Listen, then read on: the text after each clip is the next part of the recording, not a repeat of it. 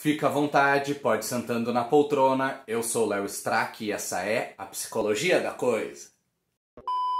No vídeo de hoje a gente vai falar sobre o segundo ato da série Arcane, ou seja, sobre os episódios 4, 5 e 6. Se tu não viu o vídeo que eu fiz sobre o primeiro ato, talvez seja interessante pausar aqui e ir assistir.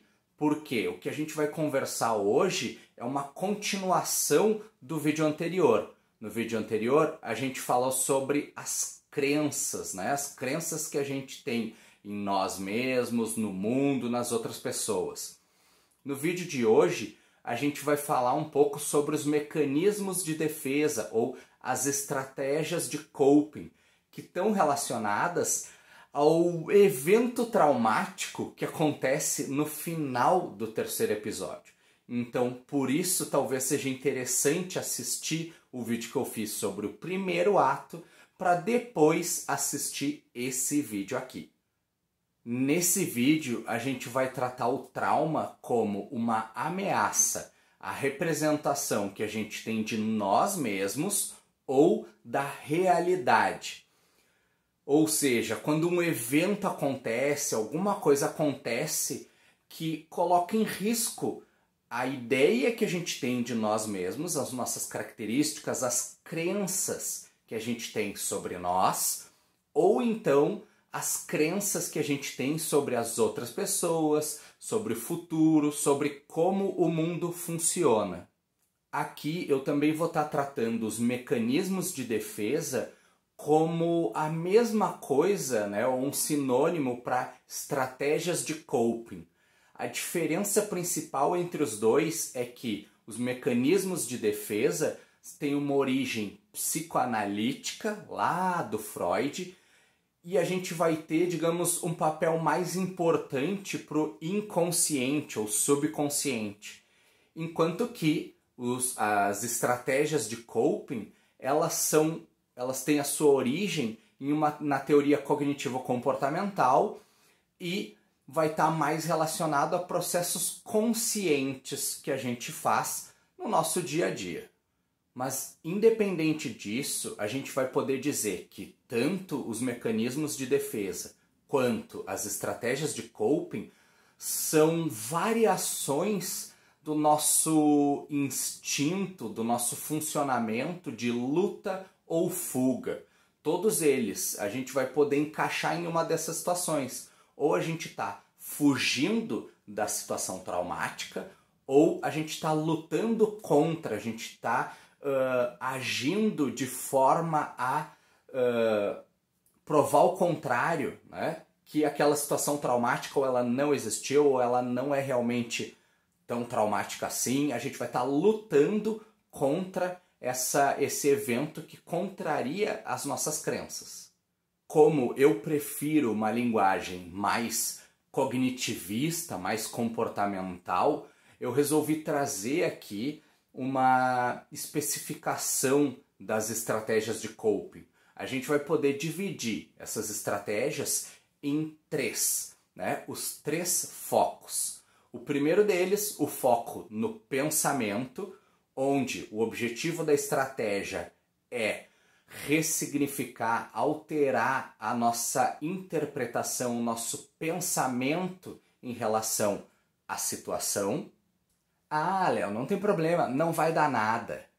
Além do foco no pensamento, a gente vai ter também as estratégias com foco na emoção. Ou seja, aquelas estratégias que visam mudar a forma com que a gente se sente em relação ao evento. Calma, respira, Léo, respira. E por fim, o terceiro foco, o foco no comportamento. Essas estratégias, elas vão tentar alterar a relação causal entre os elementos daquele evento, ou seja, entre o nosso comportamento e o evento em si. Melhor prevenir do que remediar, né? Tá, chega de teoria, vamos falar sobre o seriado. Nesse vídeo eu vou discutir o caso de 3 personagens. A Powder, a Vi e o Jace, que eu não falei no primeiro vídeo sobre o primeiro ato, sobre a Powder. Aqui a gente vai ter uma predominância, digamos assim, de estratégias de coping relacionadas à fuga, né? Entre elas, a mais romantizada de todas, que é a dissociação, que é aquele momento em que o personagem, aquela pessoa, né, se dissocia, se separa da realidade. Então a gente vai ter alucinações, delírios, né, o que fica bem evidente nessa personagem. A gente vai ter também a negação, né? Em alguns momentos ela vai falar repetidas vezes ali, não, isso não pode ter acontecido, não é tu, não, não, não. Ela vai negar aquele evento traumático que acontece no final do terceiro episódio e que eu não vou falar aqui para não dar muitos spoilers. Então, se a Powder tem estratégias de coping mais relacionadas à fuga, né? No caso a fuga da realidade, com a dissociação, o delírio, a alucinação, a Vi tem estratégias de coping mais relacionadas à luta. E aqui, principalmente, a gente vai falar sobre a agressividade, a agressão, o dano, seja, né, a agressão contra outra pessoa ou contra ela mesma, com comportamentos autodestrutivos, como, por exemplo, acabar estando na cadeia, sendo uma criminosa, né? Perdendo esse controle e acaba sendo perseguida, né? Tendo um comportamento em que o resultado é uma destruição da própria vida, de si mesmo. Nesse caso, a perda da liberdade. Bom, a gente falou sobre luta e falou sobre fuga. Quem assistiu o seriado vai perceber que nenhuma dessas personagens, digamos assim, tem estratégias adaptativas para lidar com o seu trauma. Ou seja, a forma com que elas lidam acaba a longo prazo causando mais problemas para elas do que resolvendo a situação em si, melhorando a qualidade de vida. E se a gente falou sobre luta e fuga, o que sobra para o Jace? Ao longo dos episódios 4, 5 e 6, eu queria chamar a atenção para duas cenas envolvendo o Jace, envolvendo esse personagem. A primeira delas, e que eu acho mais significativa na história, é a cena no teatro, onde ele começa, né, uma investigação relacionada à corrupção naquela sociedade, naquela cidade onde ele vive, e ele descobre que algumas pessoas da elite se beneficiavam daquela corrupção. E aí ele fica numa dúvida, ele entra num conflito. E agora, eu continuo a minha luta contra a corrupção, sabendo que, muito provavelmente, eu vou estar colocando um alvo nas minhas costas, ou será que eu desisto dessa luta contra a corrupção e tento focar em outra coisa, em outro desejo meu? Para solucionar esse dilema, ele resolve fazer o quê? Negociar. A negociação também é uma estratégia de coping.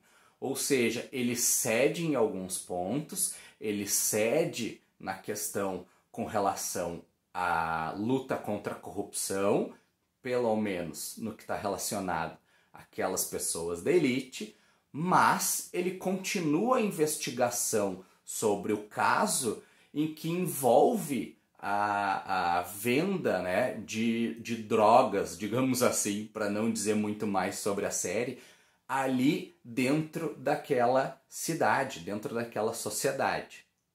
É através dessa negociação que ele consegue chegar num meio termo, onde ele não abre totalmente mão da vontade dele, dessa luta contra a corrupção, mas ao mesmo tempo evita consequências negativas, que seria, né, colocar um alvo nas próprias costas, se indispor com essas outras pessoas da elite.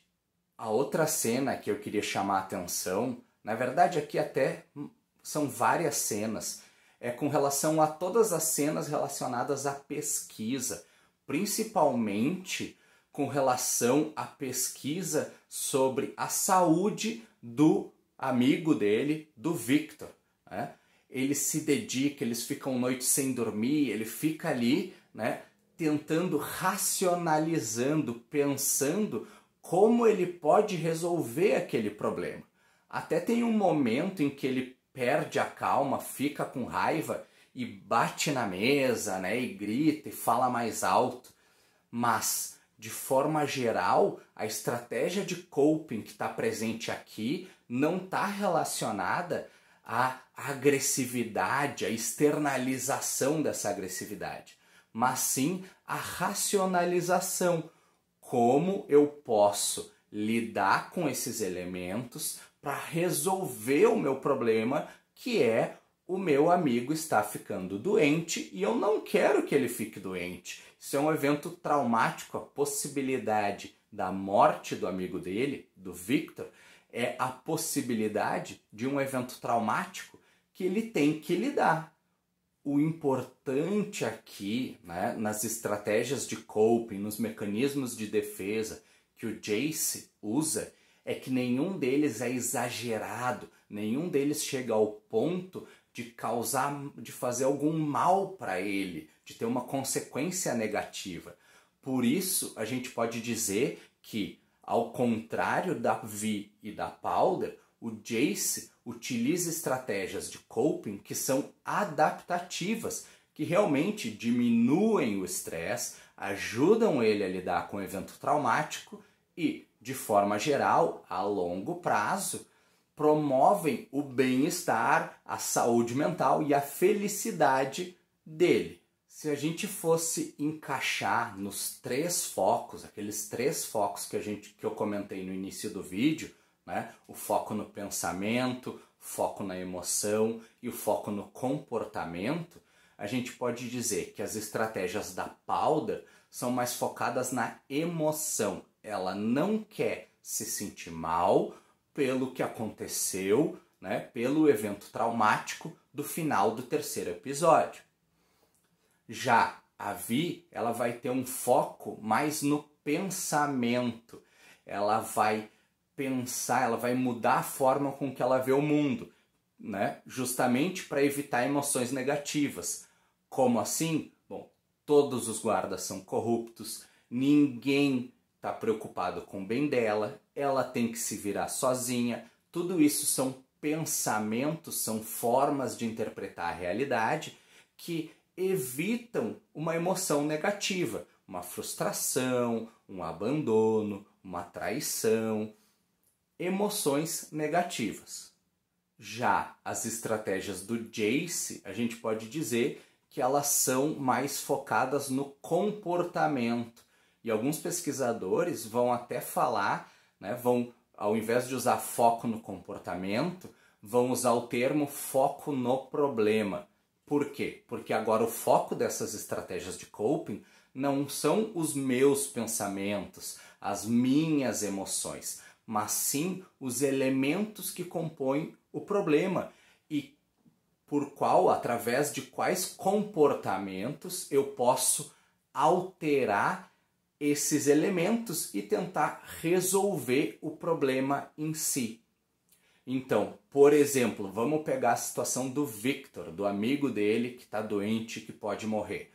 O que ele poderia fazer? Ele poderia beber para solucionar, para diminuir o mal-estar com a possível morte, com a iminente morte do amigo dele.